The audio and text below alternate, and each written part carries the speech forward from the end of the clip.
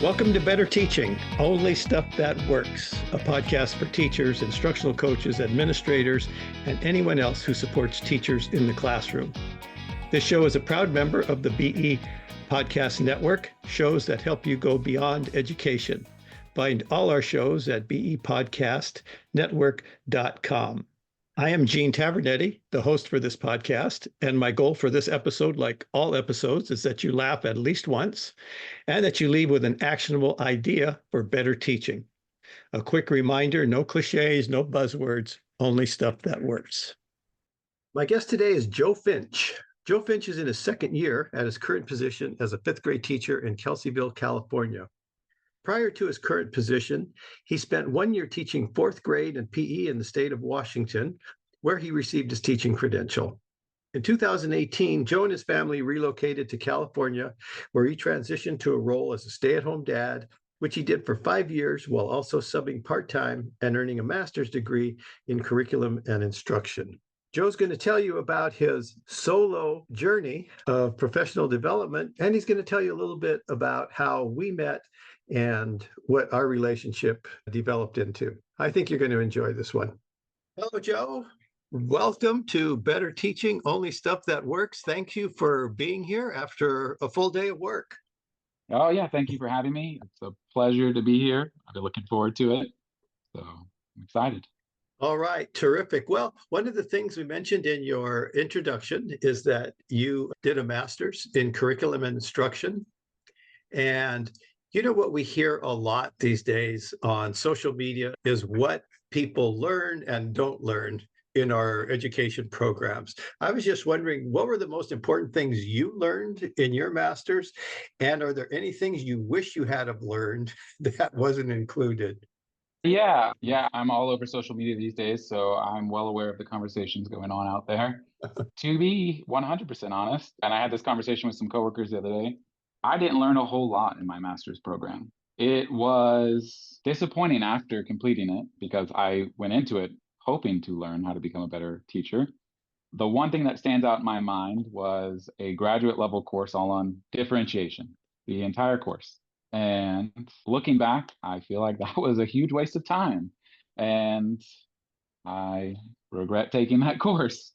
But I got a moderate, no, that's a lie. I got a tiny bump in pay for getting my master's. And I think what I did take out of it was the whole last 3 months of my program were all focused on research because I had to write a thesis and do a bunch of research for it. So the last 3 courses of my program were all about diving into the research. And I'm really grateful for that because that kind of gave me a lens to view that specific field of education, which I think is very much overlooked by the average teacher. There's not very many teachers who will dive into any sort of research, partially because maybe they don't know how, or it's locked behind a paywall and we don't have access to it.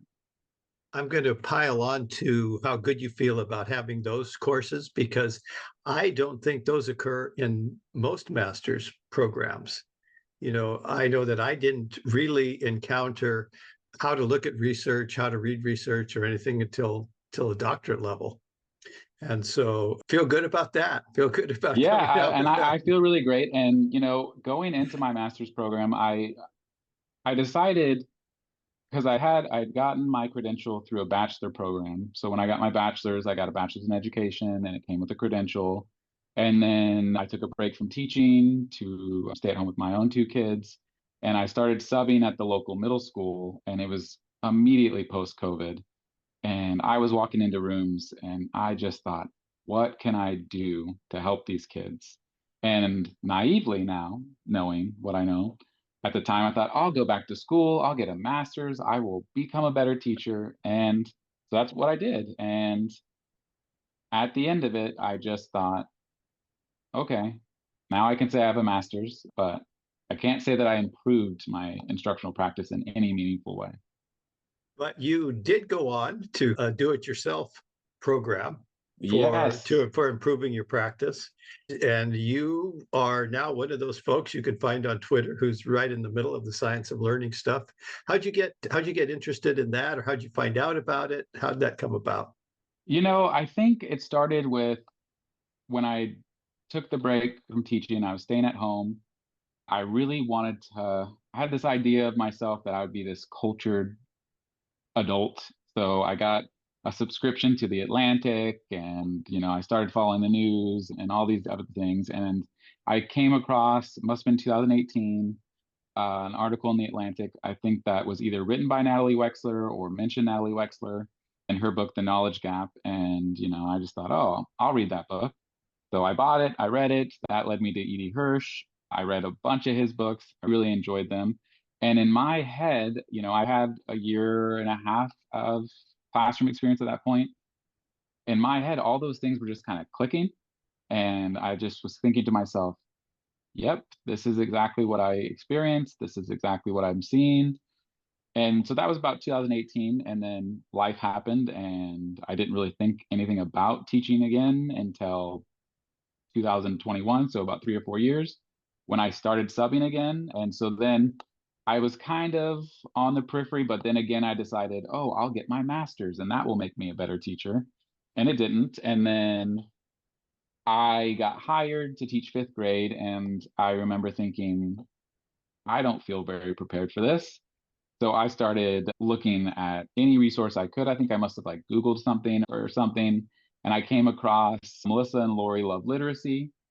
And I literally just scrolled through their entire podcast catalog until I saw a description that said fifth grade teacher. And I hit play, and it was Sean Morrissey. And I listened to the episode probably 4 times through. And I just thought, that is who I want to be. That's the teacher I want to be. And at that point, I had no social media. I was really, I don't know, I don't want to say anti-Twitter, but, I wasn't for it.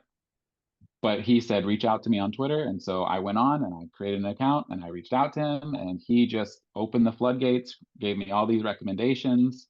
And some of them were really easy reads, others were incredibly dense.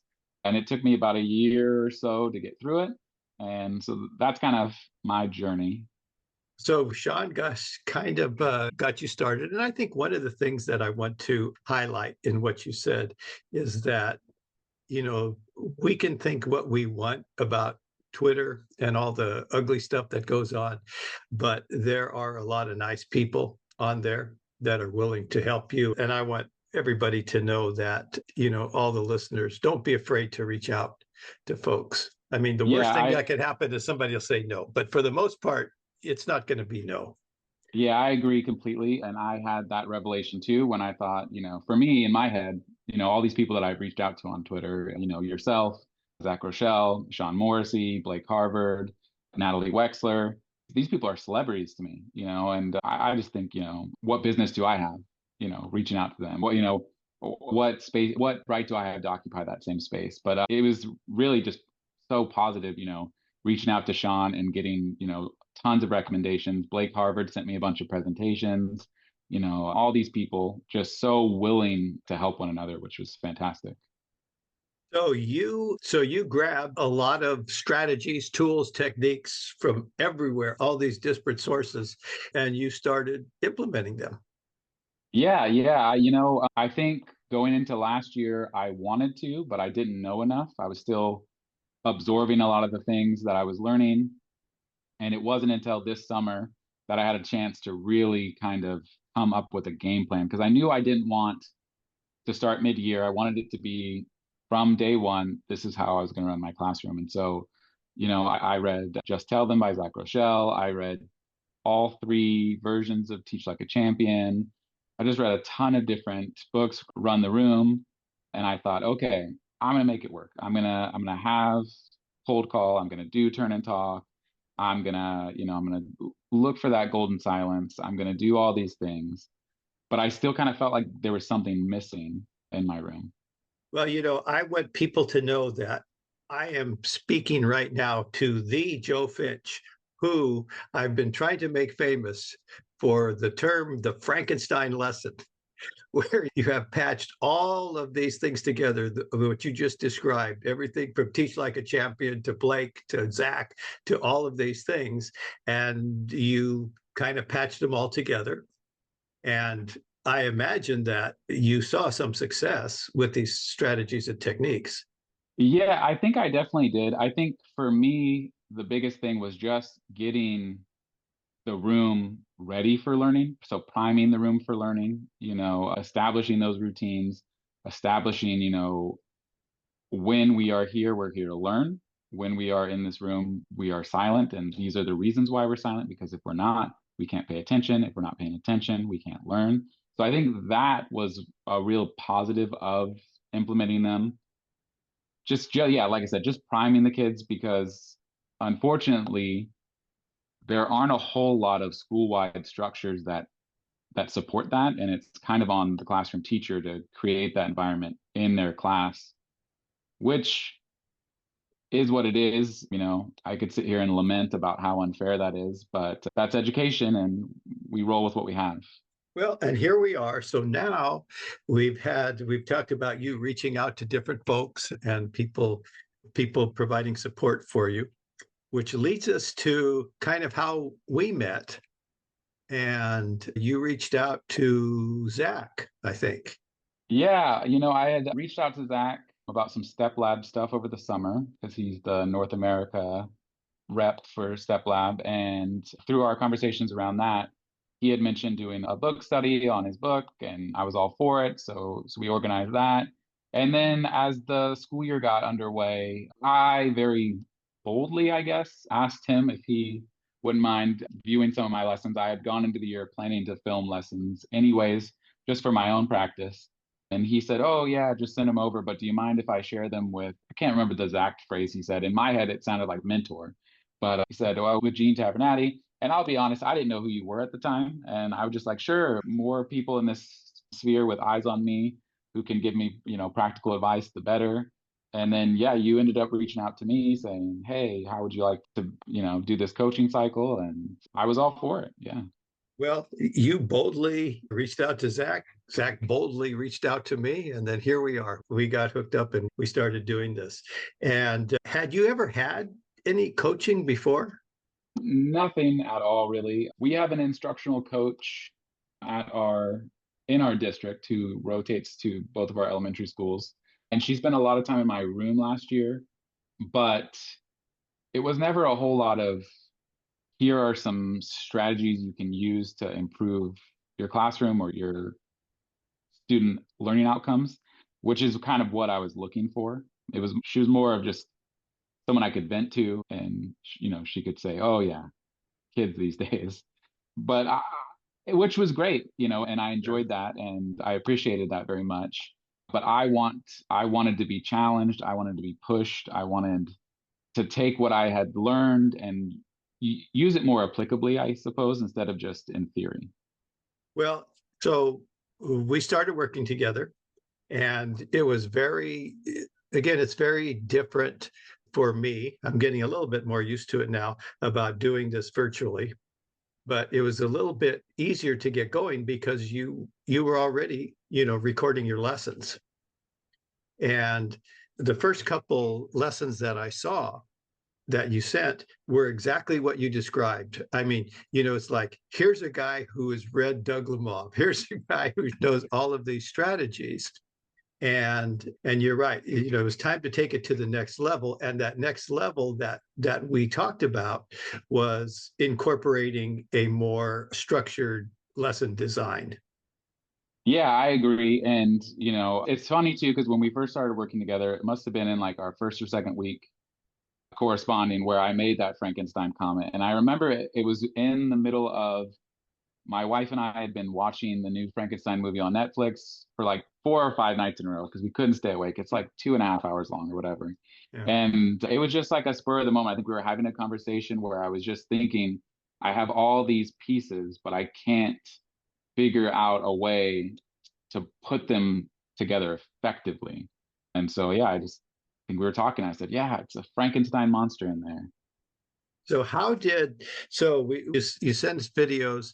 One of the things that is always a question of teachers when the first time that they actually work with a coach, what were your feelings? Like, were you apprehensive about anything? I don't feel like I was apprehensive. I think I was excited because the way I view teaching, it's my career, it's my passion. it's all for the kids. That's the only thing I care about. It's all for them, and anything I can do to improve their learning outcomes is something I'm going to try. And I don't stand on a box and say, look at me, I'm the best teacher. I'm not flawed at all. I can do everything. I'll do it all on my own. I know there are things that I'm weak in. I know that there are some strengths that I have. But it's nice to have that outside perspective to say, here's what you're doing. Here's what you could be doing. Here's what would really, step it up. And that's kind of what I was looking for.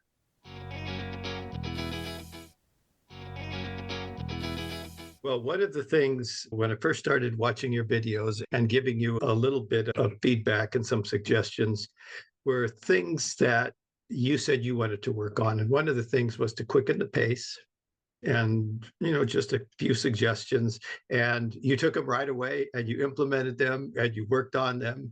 And every time you sent me a video, it was a little bit better. And then, but at the same time, one of the things that I told you we needed to do before we could go any further was for you to read my book, Teach Fast. Yeah. And, Yep. and so as you went through that, what were the things that stood out most for you, if you can recall? The things that you said, well, boy, I think I could do this and it would really help. I think for me, the first thing that stood out to me is just the whole chapter on the lesson objective. Throughout the course of ed school, I must have written in my bachelor's degree and in my master's degree, I must have written probably like 85 different lesson plans. And every lesson plan has to have an objective. But beyond that, I never really thought too much of it. Some districts you need to have it posted, you need to have it in student friendly language, you need to have this, you need to have that. And I just thought, I don't have enough space on my walls. That's too cognitively demanding. That's this, that's that. I don't need that. But then once I saw it in your book and I realized that it's not necessarily for the district, it's not for me, it's for them. It's so that they know where we're going and what they're going to be able to do. So that stood out to me. And now every time I teach that lesson, it's up there. They read it through. I told them today, I said, I'm so proud of you. You're doing such a great job reading these really wordy lesson objectives. Not wordy as in long, but like I use academic language. So they're using, the appropriate terms. It's just, yeah, that for me was huge. And then also too, the other thing that stood out was the matching the modeling with exactly what they're going to be doing for their independent work. And I think before we started working together, I was attempting to do that, but I wasn't doing it to the level I'm doing it now. And I think that is a huge benefit for my lesson structure and for my students' learning outcomes. Well, it was so interesting. You talking about your students doing a choral reading of the lesson objective. That's an example of you taking some of those things that you had done before we'd ever met and now incorporating them. And I think so you were able to take all these procedures and routines and now embed them in a lesson and kind of had a place to hang them. Because I think that's one of the things that we talked about. It was very evident, you did turn the talks. And, we talked about, places to do that, places not to do that. So we really refined some of the things that you already brought. And I think that's one of the things that I want to emphasize. I think anybody, working with a coach, it's not just, here are all these new things to do, but how do we incorporate what you're doing now and do it even more effectively? So that's why it was nice to work with you. You already had so many of these things that we could, now put in this more structured lesson. Which, yeah, and I really appreciate that because I know this is also out in the Twitterverse that, scripting your lessons and, making them, fairly rigid takes away your individuality as an educator or as, I can't be a classroom teacher if all I'm doing is reading from this script. But in actuality, it frees you up more to be yourself more because you are no longer, trying to come up with 4 or 5 examples off the top of your head, or you're not trying to sit there and think, okay, what is it exactly that they're going to get from this example? Or what is it that I want them to get from this example? So for me, it was a lot more freeing because I did have that structure that I knew I could fall back on. and then I could build off of as well. Well, and when was we talking about scripting here, just to clarify for the listeners, it wasn't that you were given a script, you wrote your own script. Yes, yeah. I mean, and that was the freeing part. I didn't have to make this up each time I went through this example. It was already there. And I think that's a misperception, when we talk about scripting. I think every teacher scripts. And I think a teacher who's been teaching 10 years, 15 years, they have these scripts in their head. They don't even know, but they just come out every time they teach a lesson. Here it is. We've memorized it. It's to automaticity. And you say it's freeing. It's freeing to be able to do that. Yeah, and it was so nice to just have the fast framework to fall back on, and that, I could say, okay, I'm going to start, identifying what are they going to do? What problems are they going to show that they can do that? And then building from there. It was very different working with you than many teachers with whom I work. And here was the big difference. The fact that you wanted coaching, that wasn't that different. There are many teachers who are open to being coached. But one of the things that I said early to you, and I was more bold than I normally am, I said, Joe, I want to work with you, but you have to do exactly what I tell you. I don't know if you remember me saying that. I remember distinctly, but like I said, I was so sold. I want so badly to improve, and I'm basically a new teacher. I don't, I've read a lot of books and I've tried my best, but I definitely know that there are areas where I can improve, and that's what this whole thing is about. Well, and here's the thing about, doing exactly what I suggested, because even and I probably viewed 3 or 4 full lessons that you sent and gave feedback on it. And that was probably over the course of 2 or 3 weeks. And the thing about that is, my first admonition was you need to do it exactly like this. But it wasn't too long where you were owning it and you were putting your own little flourishes and spins on things just because that's how you do things. And I think that's another important thing, not only for teachers, but for coaches, is like, nobody wants a robot. Nobody wants a robot. You're there because of how you interact with kids, and that's kind of the artistry. There's an artistry to it. So you start out, it's like anything. It start out in acquisition, and you just get it to the point of fluency, and then it becomes yours. And that's how I felt, in watching you progress, in doing my lesson structure. That's what I saw you doing, owning it, not doing it exactly the way I would do it, but nobody has to do it exactly the way I would do it. Well, and I think that's what I appreciated about working with you, was that, yes, you were a very much like, you need to follow this structure. But then once I kind of took on that structure and I was able to kind of make it my own, and you were in support of that, you weren't saying things like, oh, don't do that there, don't do this, that, it felt like to me you were celebrating what I was doing, which felt great, so. Yeah. So we did the coaching cycles. We did several coaching cycles. You brought a lot of stuff into them, a lot of strategies and techniques that you still use or still using, correct? Yeah, pretty much everything that I've been doing since day one, I'm still doing. I still have a lot of what I did this year, I took straight from Step Lab videos, a lot of Pratesh's work, just, getting their attention, developing those routines. So I still have those, but then I was able to layer in, your framework, in with it, and it was pretty seamless, I want to say. It looked like you accomplished a lot. So having gone through this experience, these coaching cycles, what advice would you have for teachers having opportunities to have a coach? I would say ask as many questions as you can. Don't be afraid if you don't understand something the first time, to ask for a clarifying question. Don't be afraid to push yourself and be open to the idea of, growing your own practice. There was one other thing that made you different in that. So first of all, I want to say that's good advice. And one of the things, in growing your own practice is you were already comfortable having the camera rolling. And, that made it much easier to be able to work with you. It was having the camera rolling was not a new thing. You were not intimidated by the camera. It was just a tool, and we were going to share whatever you did.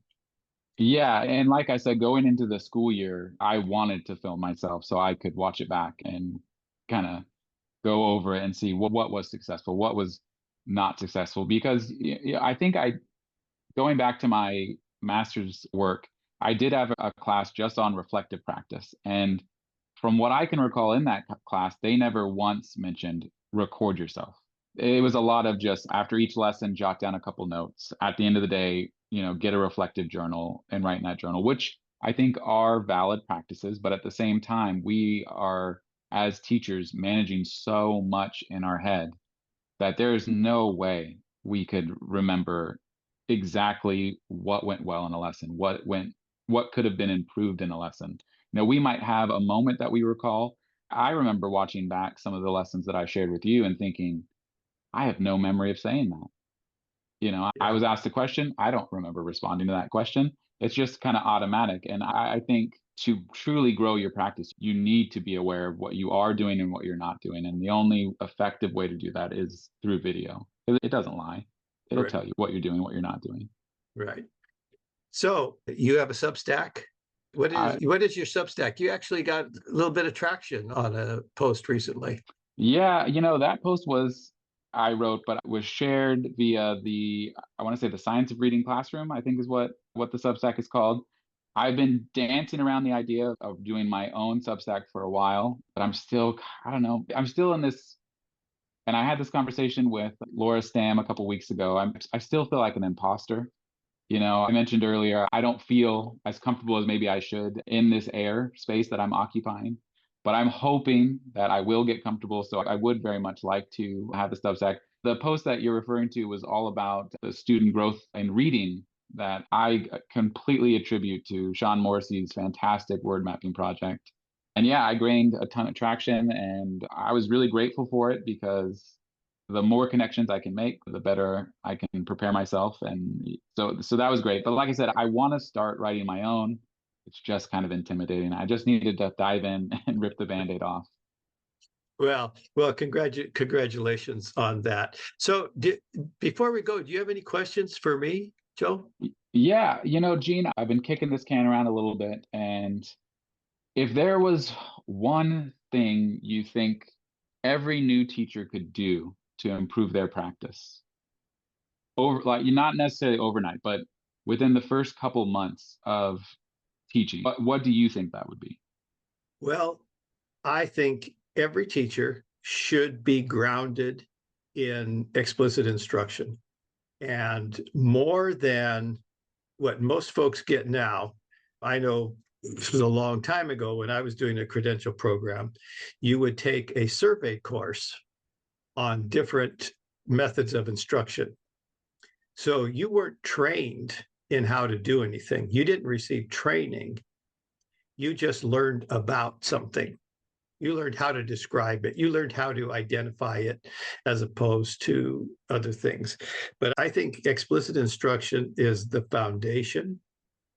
If you can do that well, then you're going to have some clear hints on how that you might need to scaffold something. Because when you're making some sort of adaptation, you have to adapt it from something. You have to make it different than something, and what that something should be is a well-structured explicit instruction lesson. And I'll tell you, I've been doing this work since 2003, and it's just not out there. Even in the science of learning folks, they'll talk about, all of these strategies, and then they'll say, oh, and we should do explicit instruction, but it's not talked about, it's not defined, it is not clarified, I guess. And so what happens, it's say, oh, I do explicit instruction, but not really. You're not really. So if they could get grounded, a new teacher could get grounded in explicit instruction from the beginning, I think that would be a terrific place to start. Like, take a look at your journey. If you had been grounded in either in your bachelor's or your master's in explicit instruction, the way we talk about in the FAST framework, then you would have had places to hang all of those lessons. There would have been no Frankenstein. It would have been, oh, I know I'm going to do this choral response right here. I'm going to do this echo reading right here. I'm going to, I know exactly where to do all of these things. And so that's my answer. That's been always been my answer, and will continue to be my answer. And that's where I'd start. Yeah, and it's really interesting that you say that, because in so much of teacher prep programs, explicit direct instruction is just not mentioned. I took so many classes on how to teach reading, how to teach writing, how to teach math, in which I didn't learn how to teach any of those things. But there's no mention of just tell them exactly what they need to know, tell them exactly what they need to do, show them exactly what they need to do. It's a lot of this learning styles, and let them figure it out, because meaningful learning happens when you figure it out on your own, which so backwards. It's so backwards. And I think we're hamstringing so many educators by, taking that approach. And we're making it tough. We're making it tough on them. Teaching is tough enough. We don't need to make it any harder. So Joe, I appreciate the time. I appreciated all the time that we had together to do the coaching. And I look forward to continuing to stay in touch. Yeah, and likewise, I really enjoyed our time working together. I look forward to talking to you. I look forward to sending you lessons and hearing your feedback. And you were gracious with your time, and I really appreciate it. Joe, we will talk soon. You're welcome. All right. Have a good one, Gene. If you're enjoying these podcasts, tell a friend. Also, please leave a 5-star rating on Apple Podcasts, Spotify, or wherever you listen. You can follow me on Blue Sky at gtavernetti, on Twitter, X, at gtavernetti, and you can learn more about me and the work I do at my website, tesscg.com. That's TESSCG.com, where you will also find information about ordering my books, Teach Fast, Focused Adaptable Structured Teaching, and maximizing the impact of coaching cycles.